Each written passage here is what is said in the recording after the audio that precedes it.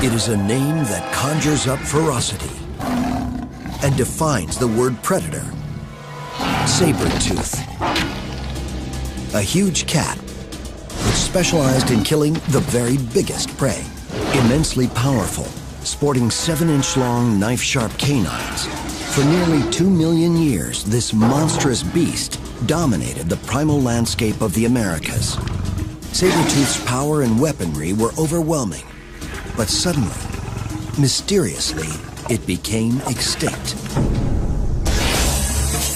Now, science and state-of-the-art computer technology will take us back 100 centuries and bring this formidable creature back to life. We'll go on the hunt to measure the power of the cat's massive teeth and explore why this killing machine faded into extinction.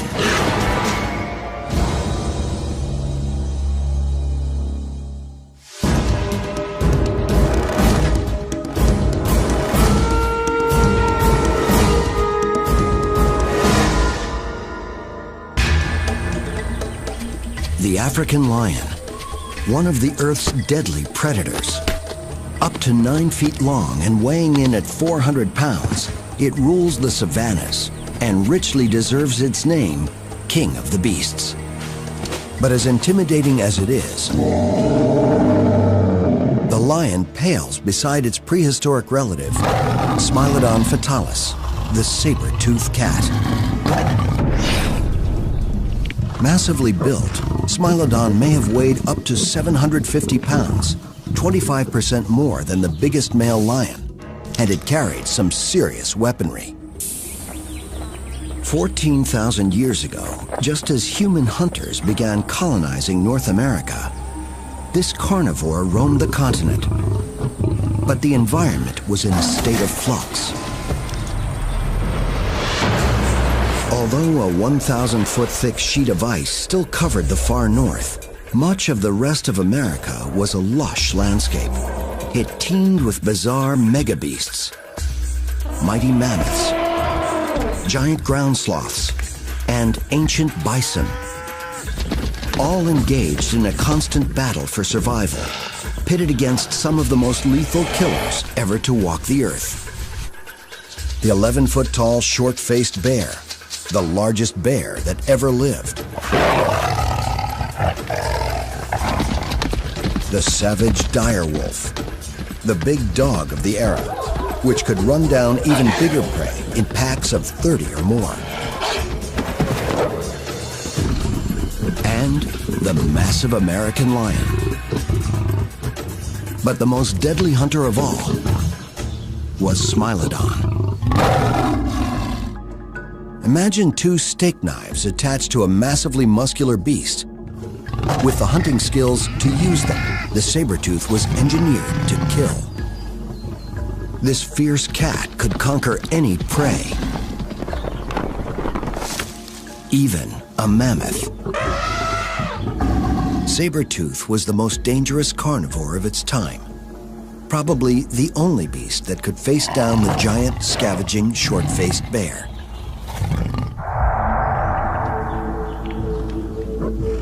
Sabertooth ruled the Americas.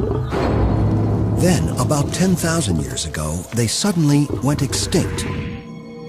Today, the only thing left of these extraordinary creatures are their bones and emblematic teeth. But our best source of information comes from an unexpected location.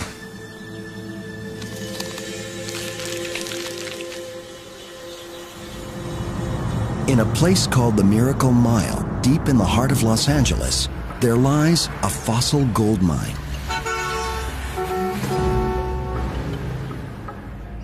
Just off one of downtown's busiest streets, scientists are constantly unearthing America's prehistoric wildlife.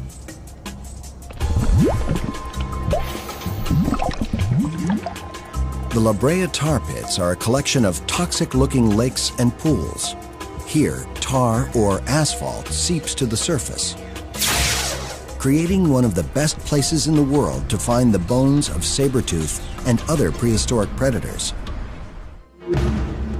14,000 years ago, though the climate was cooler, the vegetation and terrain of Southern California were very similar to today.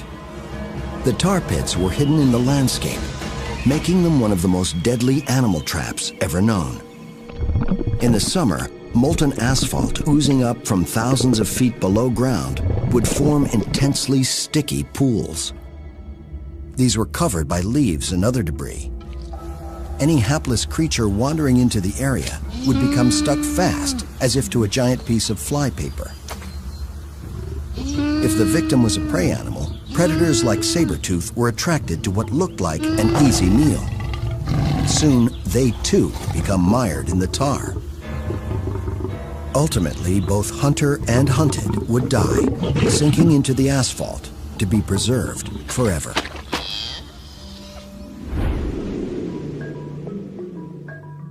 Since excavations began at La Brea about 100 years ago, over 1 million bones have been recovered, including thousands belonging to Smilodon, representing one of the world's biggest collections of saber-tooth bones. Asphalt is not only a deadly trap, it is also an excellent preservative. The bones it disgorges are in much the same condition as if the animals had died just a few years ago. This is part of the hip bone of a saber-toothed cat. And if we go down here, you can see the knee joint. And in this corner over here, there's a beautiful skull of a saber-toothed cat there. And if you look closely, you can see the eye socket of another saber-tooth sticking out of the wall right here. These fossils are an amazing record from which scientists are trying to build a forensic profile of these monster cats. The picture that emerges is that of a strange creature, a ferocious cat that in many ways was not a cat. Though related to modern felines, the saber-tooth was not like any cat known today. And there was nothing cuddly about Smilodon fatalis. The name means deadly knife tooth, but the precise purpose of these finely serrated fangs is still a mystery. Although many of their bones have been found in California, Smilodon roamed freely through both North and South America. Other Ice Age carnivores, such as the short-faced bear and dire wolf, are closely related to modern bears and wolves, but no real descendants or relatives of the saber-toothed cats survive today. Smilodon is often compared to a modern lion. It was roughly the same size, but it had a very different build. Imagine a lion on steroids. This is a hugely powerful animal.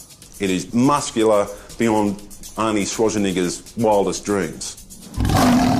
Smilodon was about the size of a lion, but wouldn't have looked like one.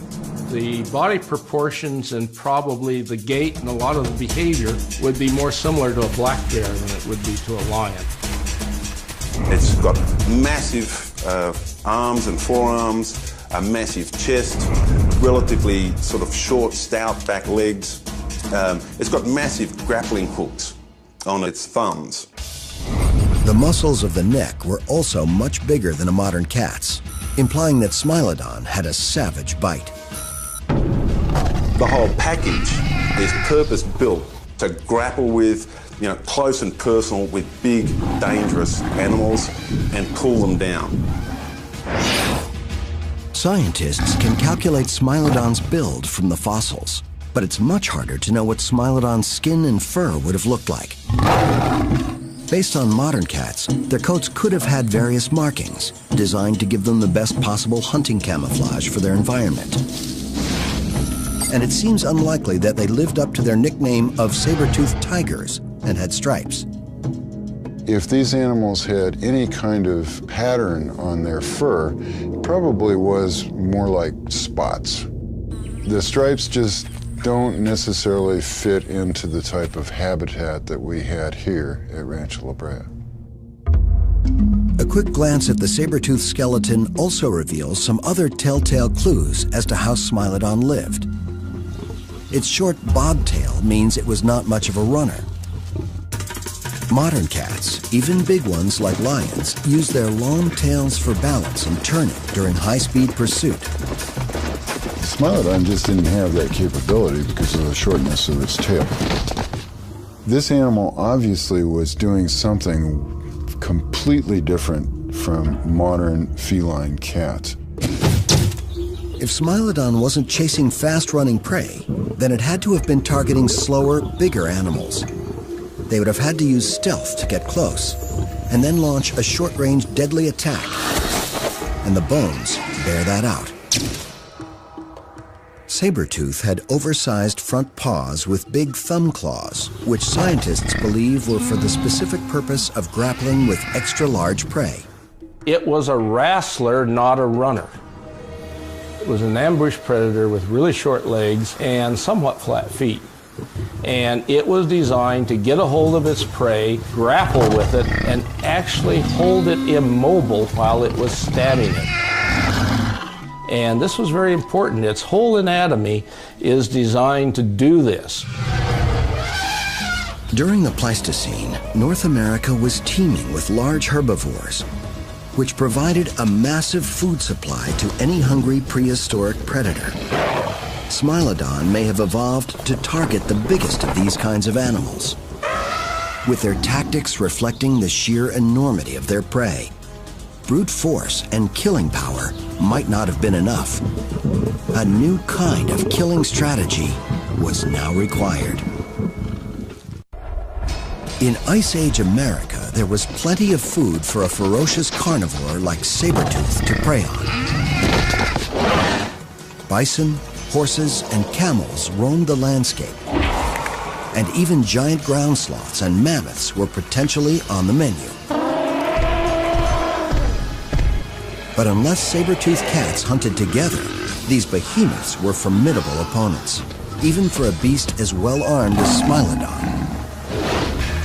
Most modern big cats, such as tigers, are solitary and hunt alone. Only lions, which live in prides, hunt collaboratively to take down very big animals.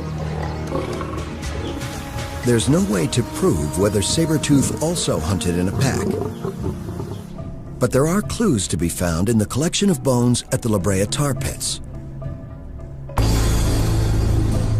The fossil remains of 2,500 individual saber-toothed cats have been excavated there.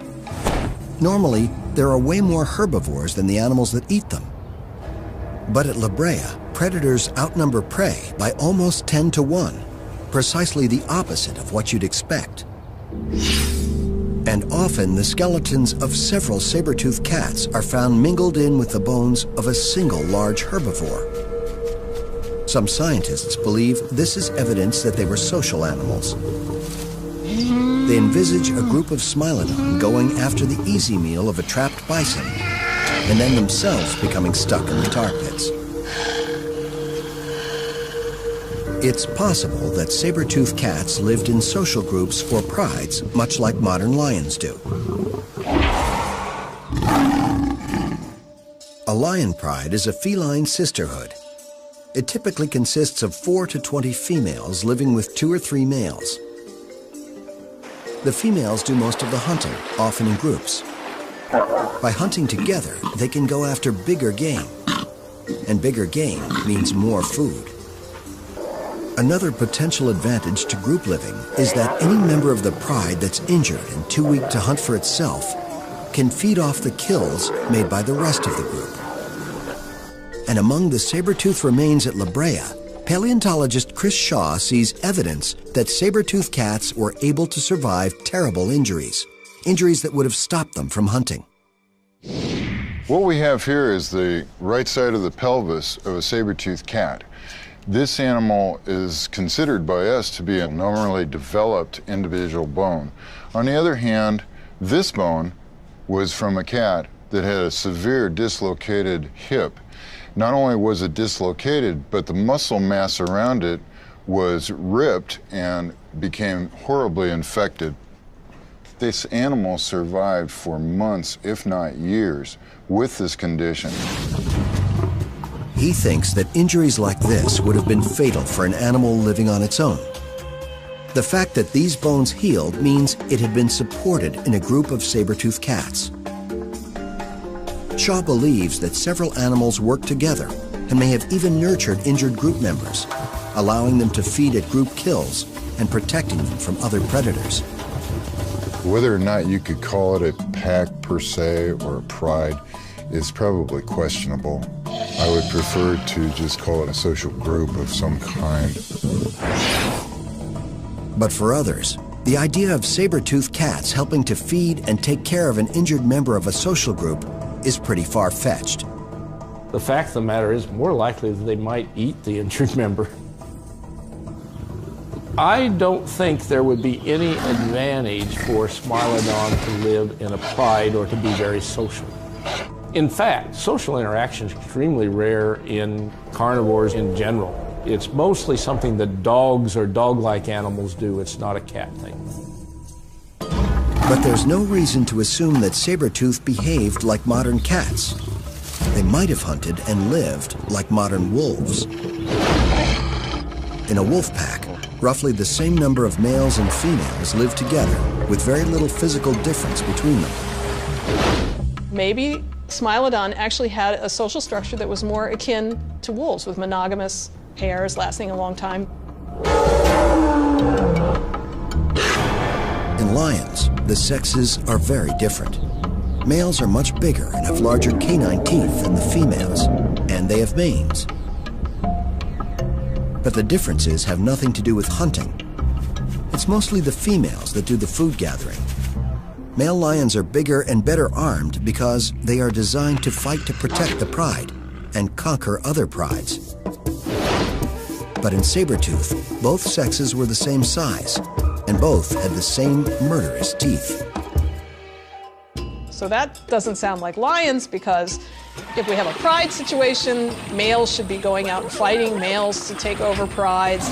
And if they're doing that, there's a big advantage to them being large and bigger teeth and more weaponry, and that's not what we see in Smilodon. Finding the same giant canines in both sexes also rules out the idea that they were some kind of male ornament designed to attract females, the big cat equivalent of a stag's antlers.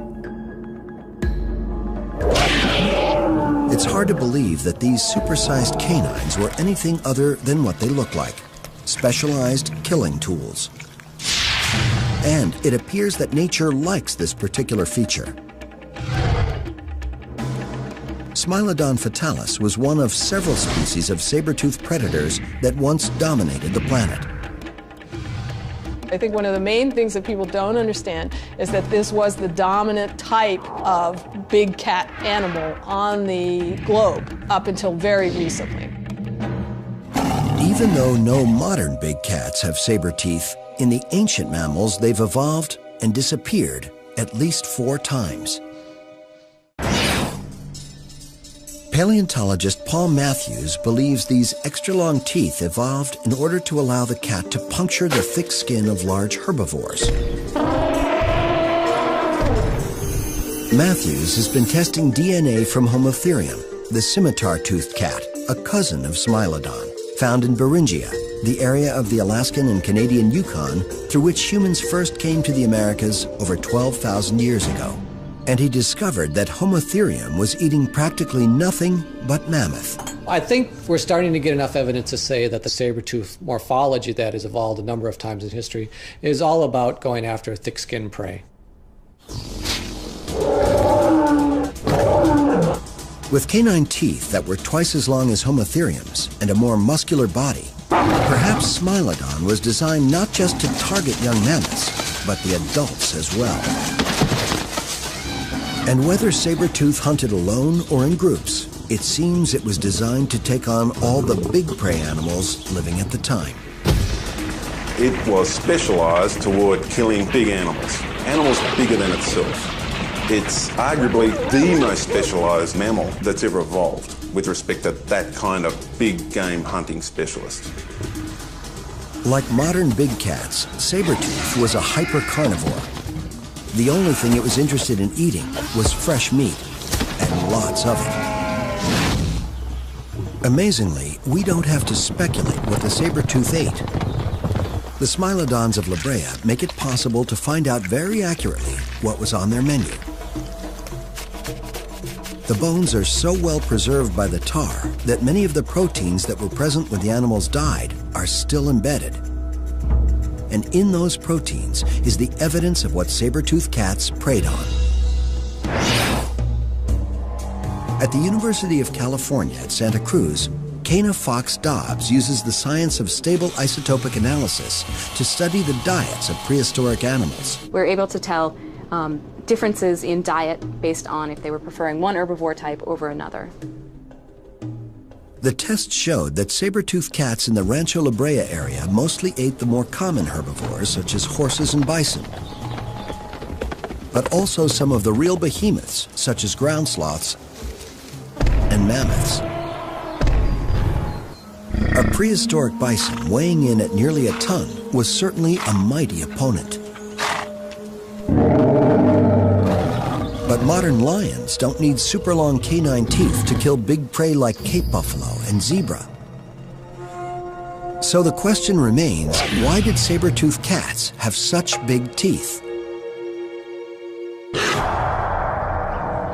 To try to answer that question, and to try to understand precisely how saber-toothed cats used their fangs, Dr. Stephen Rowe from the University of New South Wales in Australia built a virtual saber-tooth, a digital biting machine that simulates the stresses and strains on a saber-toothed skull.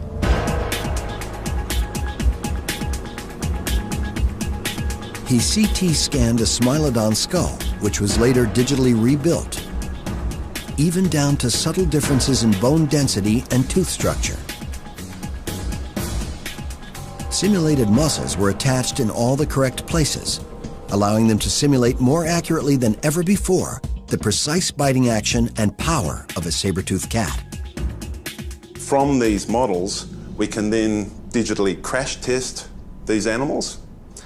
We can run them through different behaviours, basically putting limits on how they could have behaved and what they were best adapted to do. Rowe and his team then did the same thing for a modern lion, recreating a perfect facsimile of the king of the beasts. Then they put digital saber-tooth and digital lion through a bite-off. It was widely thought that saber-tooth, with its massively muscled body, would have a very powerful bite, at least as strong as a lion of comparable size. But the bite-off produced a surprise winner.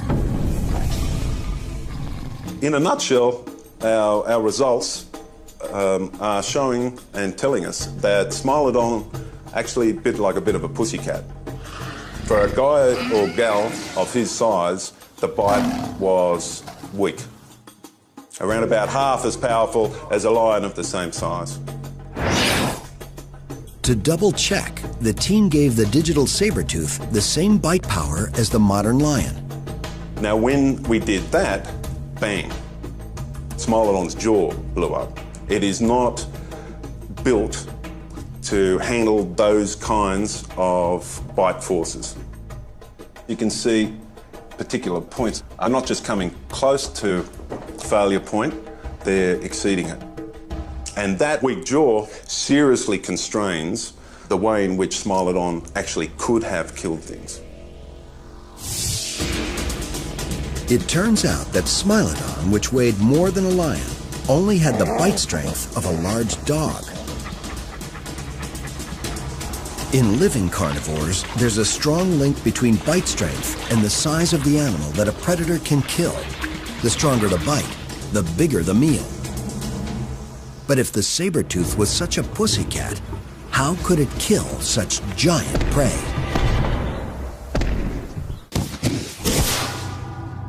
Ever since the first perfectly preserved saber-tooth remains were excavated from the La Brea tar pits in Los Angeles in 1875, scientists have been trying to figure out exactly how Smilodon used their supersized canines.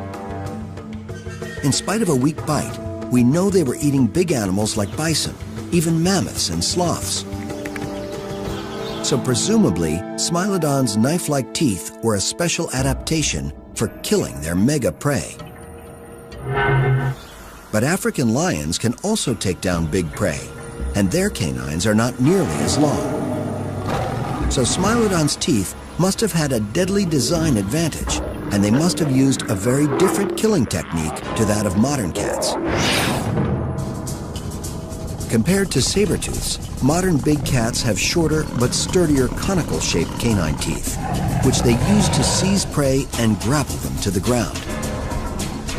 Big cats, such as lions, kill small prey by essentially biting through the back. But with larger prey, their teeth usually don't penetrate the skin. Instead, they either suffocate or choke their victims, clamping their teeth around the carotid artery, causing the prey to lose consciousness within seconds. The modern lion's much more massive skull, with its powerful jaw, is clearly designed to deliver a very different kind of killing bite than saber-tooths. The African lion has these canine teeth that are relatively round in cross-section. They're really peg-like by comparison with these knives that are coming out of the front of the jaws of this animal. So the sabers are extremely long. They're very narrow from side to side. They're fairly broad from front to back. But these knives clearly had some limitations. Sabertooth's canines were sharp, dangerous weapons, not in any way designed for the kind of violent struggling kills that lions engage in. The sabers were strong in the forward-backward direction, but relatively weak and brittle when subjected to side-to-side motion. And that weakness means there were some real limits to where Sabertooth could bite its victims. If it got its canines caught up in the bones of struggling prey, Smilodon was likely to lose a tooth. I don't think an attack along the spine of the prey would have made sense for Smilodon because they had those enormous sabers. They're very delicate, and risk of breakage is high for those saber teeth if they're impact something hard, especially from the side. So if they leap onto the back of an animal and then sink their teeth in, one of their teeth at least is likely to run into a vertebrae and it would snap. A picture is emerging of an incredibly specialized hunter. It ate very big prey, but had a relatively weak bite, with jaws and teeth too delicate to use to drag its prey down for fear of breaking them. So, by a process of elimination, it seems the key to the sabertooth's attack was to wrestle its prey to the ground before delivering the coup de grace. It had to get that animal down on its butt and effectively immobile. Now, big four-legged animals are tough hombres to mess with when they're up on their 4 feet.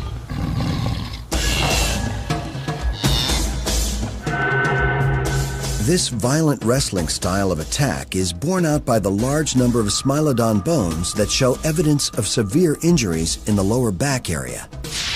That is indicative of high stresses being placed on that region, which is like when you're trying to lift weights or do something like that, or pull a big weight down, cementing your hindquarters to the ground. You can see how that could really torque the lumbar, the lower back region, and that's where we see a lot of injuries in Smilodon. But this still doesn't explain the real value of Smilodon's enormous teeth. Modern cats may attack by biting, but they kill by suffocating, their teeth clamping down around their prey's throat. It can take between 10 and 15 minutes for an animal the size of a buffalo to choke to death, a long time for a big cat's jaws to remain tightly closed. With teeth like Smilodon's, this technique would have most likely been physically impossible and dangerously slow. Dr. Rowe thinks Smilodon's teeth and skull design were all about making a fast kill. He believes that in a ferocious prehistoric world, with so many other big carnivores around competing for the same prey, time was of the essence. If a saber-tooth didn't kill quietly and above all quickly, it would attract the attention of a whole range of other monster predators that would have been trying to steal its prey. A single saber-tooth might have been able to scare a small number of dire wolves off one of their kills, but that situation would be completely reversed if a large pack of wolves attacked a Smilodon on a kill. And there were even more formidable foes, such as the massive American lion, which may have been 50% bigger than even a Smilodon. And then the gargantuan short-faced bear, which stood 11 feet on its back legs, the biggest and most threatening carnivore in the land. This monster seems to have been a specialized thief that earned its keep by intimidating other predators into giving up their kills. The short-faced bear was so big that even if it was facing off against several saber-toothed cats on a kill, the outcome was in little doubt. The saber-toothed cats went hungry. Smilodon, formidable as it was not the biggest kid on the block. So to be able to kill that big animal quickly has a whole range of potential advantages. And to my mind at least, that is what Smilodon was all about. This law of the jungle was not kill or be killed. It was kill as fast as possible. But how was this death bite delivered?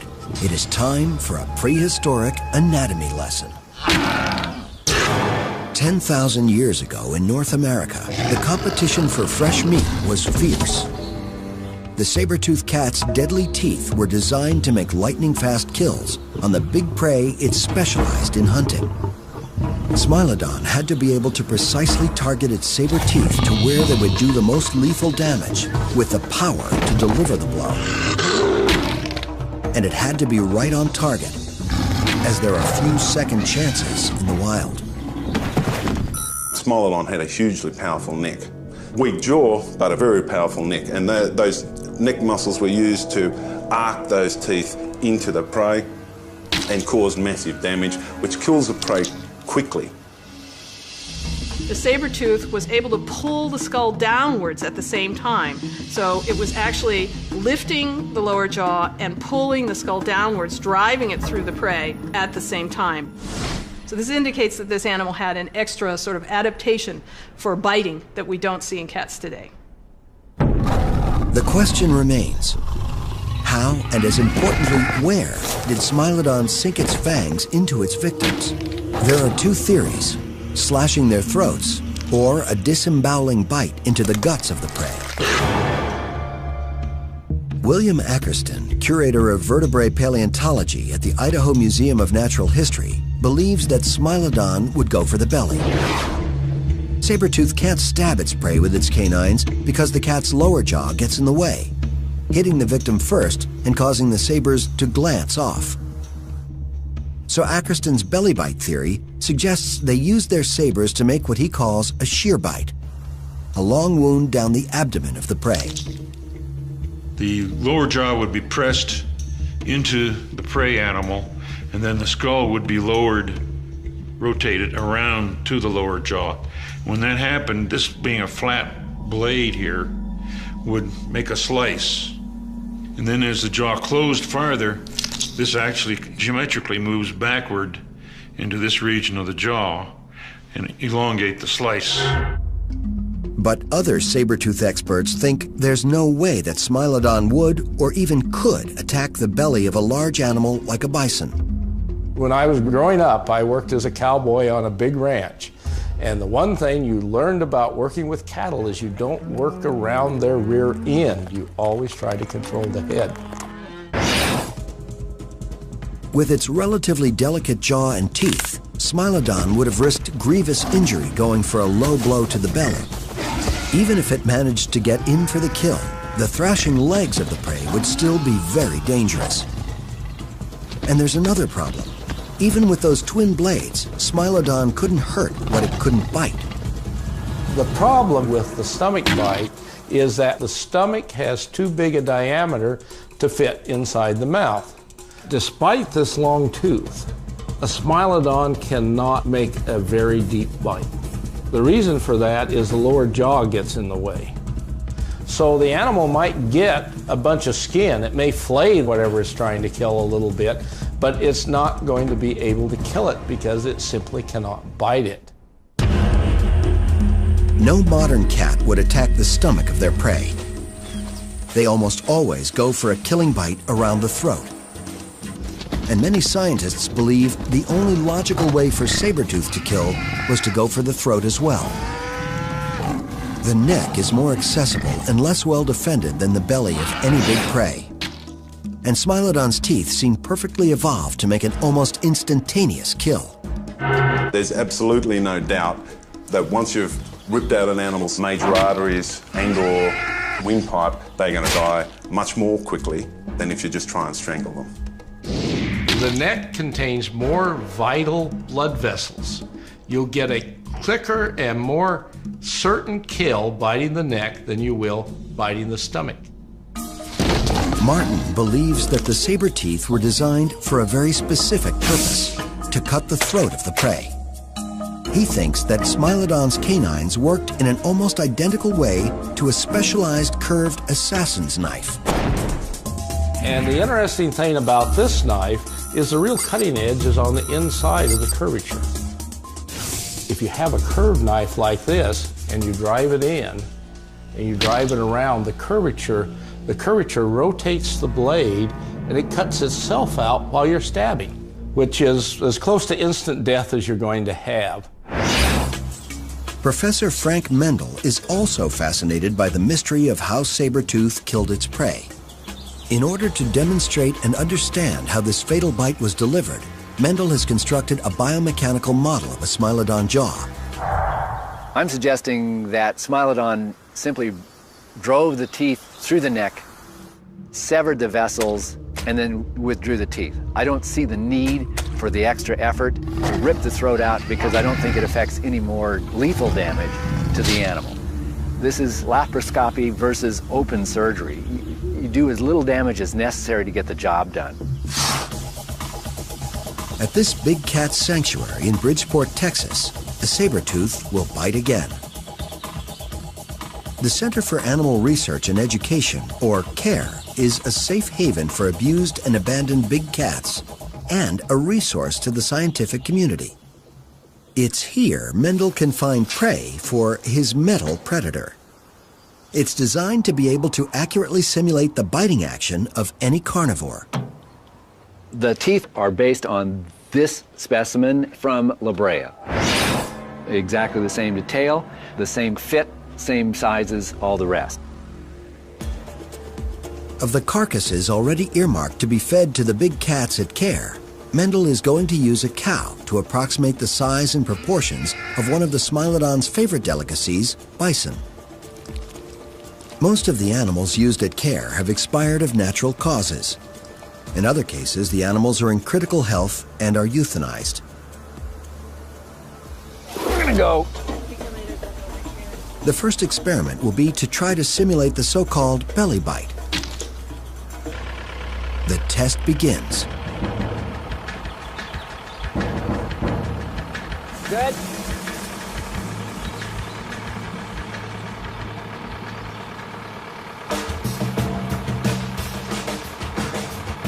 The test team makes several attempts to bite into the abdomen with the articulator, but no matter what angle they use, they cannot bite very deeply. It just pushes it right off the blade. The lower jaw prevents the canines from gaining an angle that will allow a deep bite. I'm fully closed, and I got a mouthful of skin and nothing to really puncture the skin with other than those lower incisors. A Smilodon's saber teeth were no accident of nature. They look that way for a lethal reason. But weapons cannot work without tactics, and the Smilodon's killing techniques are still a mystery. But now, Professor Mendel's mechanical test suggests that a sabertooth could barely penetrate the belly of a stationary animal, let alone savage any vital organs.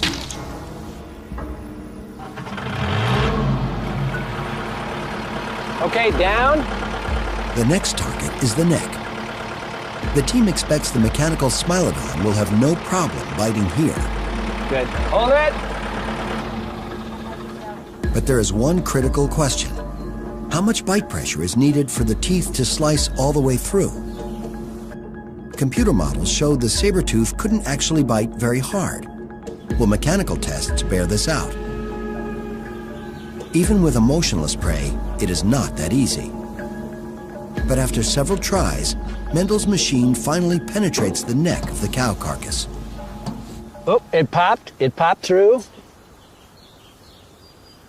What we've seen here is that both teeth penetrated deeply into the neck. The next question would be, did it catch anything fatal? Did it catch anything lethal, rather, like one of the major vessels? By measuring the bite strength of this model, the team also discovered that precision, not power, was Smilodon's secret weapon. They did not have to bite very hard to punch through the skin, severing vital blood vessels. Between 200 and 300 pounds is what it usually takes to penetrate the skin of the animals. Considering that some humans can actually generate 300 pounds of bite pressure, I think the average cat could do this fairly easily. Once the teeth are engaged, those vessels can be sawed by those serrated edges on front or back. Mendel says that if the teeth cut through both jugular veins, the prey would pass out and bleed to death in a few but long minutes. But if they cut through the carotid arteries, the animal will die almost instantly. So, once it had them down on the ground, Smilodon could easily penetrate the necks of even the thickest-skinned animals. The biomechanical test strongly suggests that it was almost impossible for saber-toothed cats to inflict a fatal bite on the abdomen of the bigger animals they could catch. But to those who favor the belly bite theory, Professor Mendel's test is by no means conclusive.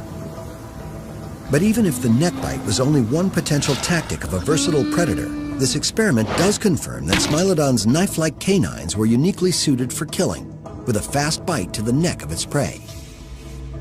It may have had different approaches for different size animals, and it may have depended on the actual situation at the time. But basically, it is going to be using those claws to get that big guy on the ground and exert force onto the front end, onto the animal's head and neck. The test also shows that these specialized teeth also had limitations. It is this specialization that may have led to the demise of the saber-toothed cats.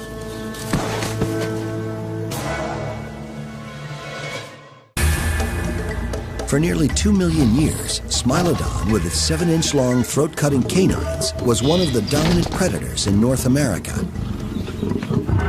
Whether the bite was delivered to the neck, the belly, or any other part of a prey's anatomy, the saber-tooth was a killing machine. But about 10,000 years ago, Smilodon fatalis disappeared from the prehistoric landscape. Its extinction is a mystery. But around the same time as the saber-tooth disappeared, other apex predators arrived on the scene. And they arrived on 2 feet. Early hunters most likely made their way across the land bridge between Russia and Alaska, and some have speculated that it was they who killed off the saber-tooth. But there is no evidence that humans actively hunted the saber-tooth.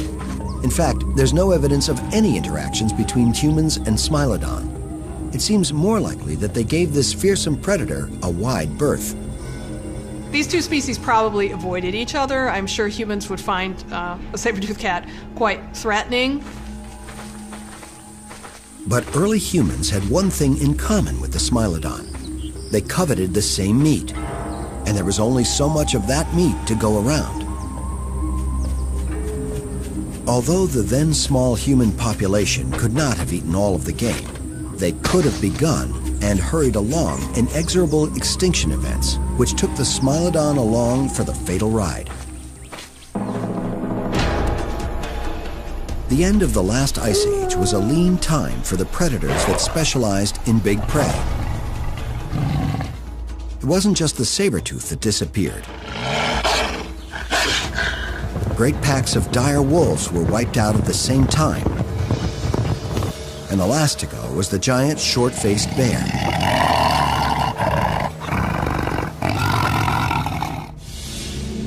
A recent theory suggests a comet might have triggered a mass extinction event in North America. No one can say for certain, but the climate did warm and became much drier. the world changed from one that was largely forest to an open landscape of grassy prairies. The denizens of these grasslands, the mammoths, the ground sloths, began to die off. Less prey meant fewer and fewer predators. The only animal big enough to be worthwhile for a saber-toothed cat, or for that matter for a lion, was the American bison. But the American bison changed from a woodland bison to a prairie bison. And prairies are unsatisfactory habitat for even modern cats. So here you had a situation where the only suitable prey was living in an area where you couldn't catch it. And Sabertooth was such a specialized hunter of big animals that it couldn't adapt to smaller prey. A Smilodon couldn't even bite a rabbit because the teeth would get in the way. The most perfectly equipped creature for killing big animals was over-equipped for the New World. It is a beautifully adapted animal for getting large animals onto the ground and then killing them quickly. Frankly, it's not very well designed for anything else. And that may well be at the heart of explaining why Smilodon isn't around anymore. Today, the closest thing to a modern sabertooth is Borneo's clouded leopard, a medium-sized tree-dwelling cat with unusually long canines. This leopard is not a direct descendant of the sabertooth, but this rare creature is living proof that the deadly design of a sabertooth can still be used as a weapon of killing precision. Today's natural world has made this design all but obsolete, but worlds can and will change. The art of killing always strives toward perfection, and given the chance, a saber-toothed cat might well evolve again.